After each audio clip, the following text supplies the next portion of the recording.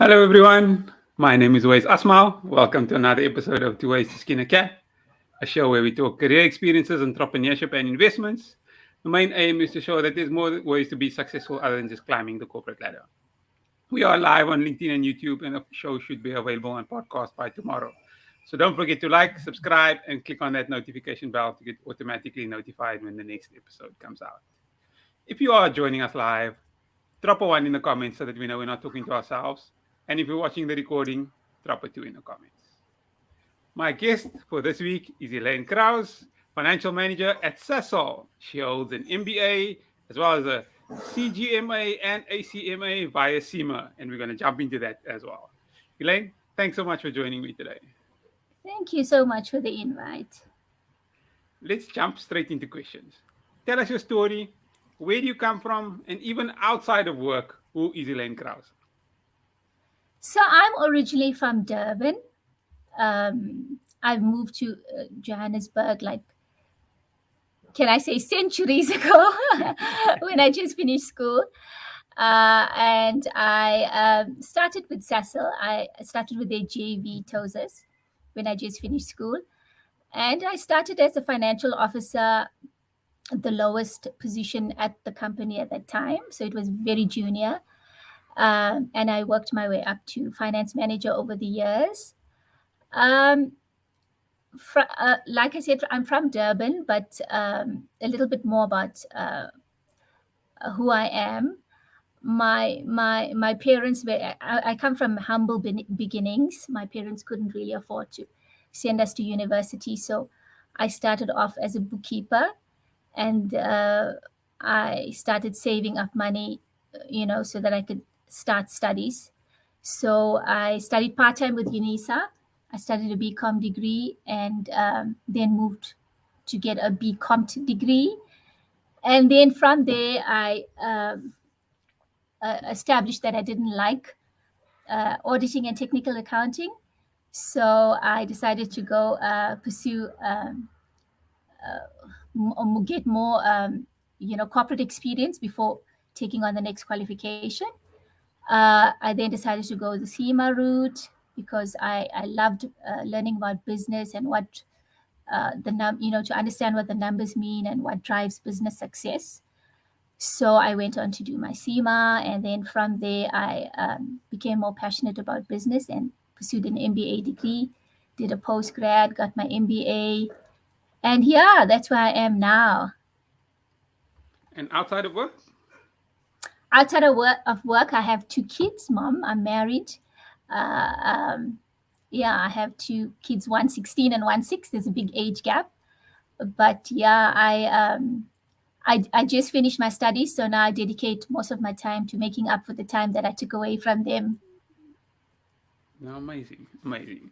So, I mean, you've got a little bit of a long title, CGMA and ACMA. If you don't mind me asking, what do those mean?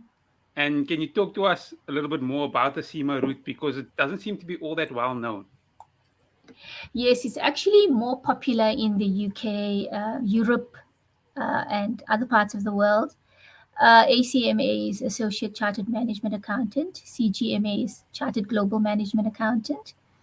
It's basically for people that want to learn about business, about strategy, risk, about your financial numbers and your ratios to assess the health of a business. If you want to take on a new business opportunity, how do you evaluate an organization? Is it worth purchasing an organization?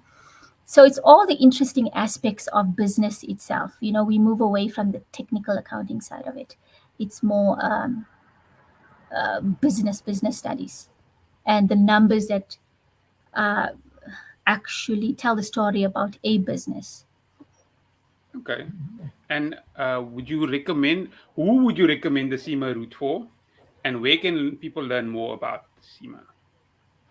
I would recommend SEMA for those that have a passion for financial management, risk strategy for business, for understanding if you want to support your financial qualifications with expanding more on the business side and understanding what drives business success. you should pursue a CGMA qualification, and you delve more into costing, how to cost your products, to understand the value chain, etc. So you could pursue a SEMA qualification to support your technical financial accounting qualification. And there is a SEMA office in Johannesburg that you can call and get more information about that. Okay, amazing. For the audience, we'll be responding to questions towards the end, but please add your questions to the comment section now so that we don't miss them. So I noticed you've worked at Sasol for 12 years. That's a long time in today's world. What made you stay where Yes. you are while so many people are changing jobs, trying different things? Tell us a little bit more about it. Yes. Well, Sasol is a giant organization, and it's huge enough for you to uh, move around, to learn, to find your passion. I've been fortunate enough to have the opportunity to move around, to rotate from different departments and find what I like. Um, and I mean, it's a company that cares, looks after you in terms of financial reward. They strive to achieve work-life balance. Um, Speaking from my space, there is a drive to push work-life balance, because we do have demanding jobs in the finance space, and they do understand that. And yeah, I've had mostly good experiences with this organization, Okay, it gives us a and good experience. hence the long journey with them. It's not you don't see it often, so it's good to see every now and then. Now, Yes. then I noticed at the end of your title is also an MBA. So tell us a little bit about your MBA experience, and uh, after that, maybe who you'd recommend it for. I've just achieved my MBA. Congratulations. So thank you. Um, Again, the reason why I pursued it is because I love business, and I do want to have open up my own business eventually, and that is why I decided to do the MBA. And I would recommend it for those that are business minded, that do want to go out there and open up their own businesses. MBA is an excellent qualification to get. I've learned a lot myself about the different aspects and contributors um, to manage your business successfully. And at the end of uh, the MBA, I had to produce a thesis. And the one thing that I did is I did approach my organization, and I did a research um, topic for them. So it also added value for me, because I was able to pass my dissertation, and add value to HR, to understand, the reasons why there's probably high turnover in a certain section of the organization, to understand what the reasons for high turnover could be, and recommendations to mitigate that. So that was rewarding, um, uh, uh, you know, uh, in my MBA. So again, for those that are business minded and want to pursue opening up their own business, go ahead and do your MBA. And where did you do your MBA? And maybe which one was your favorite subject and your least favorite subject? Uh, I did it through Region Business School. Okay. I guess, I mean, it depends on what you can afford. I believe that your electives might be the differentiator between which school you choose. But essentially, you get the same content with an MBA. My favorite was the leadership module, the human resource leadership module. It's understanding, human beings are your most important asset in an organization. Understanding what drives them, how to get people to work together to achieve a strategic objective. Remembering the human element. Never forget the human element. Our people are not machines; they're human. I love that module. My least favorite was global political economy. I didn't enjoy that. I am a finance person. I love finance, to be honest. I didn't enjoy that module at all. Okay. The political avenue, if I can call it. I hear what you say.